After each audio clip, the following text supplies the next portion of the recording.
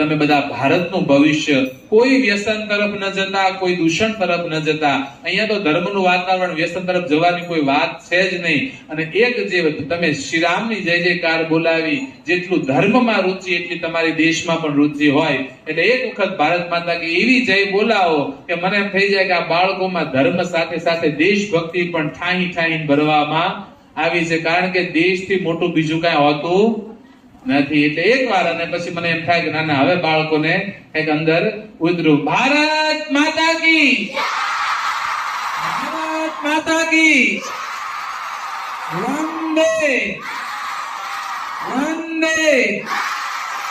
ખૂબ ખૂબ આભાર આ સ્કૂલનો, સર્વ શિક્ષકગણોને, સંચાલકશ્રીનો અહીંયા આવીને બાળકો સાથે રૂબરૂ મળવાનો મોકો મળ્યો. આ નિમિત્તે સર્વે ભવन्तु સુખિનઃ, સર્વે સन्तु નિરામયા, સર્વે ભદ્રાણિ પશ્યन्तु, મા કશ્ચિદુપદ્રવસ્તુ.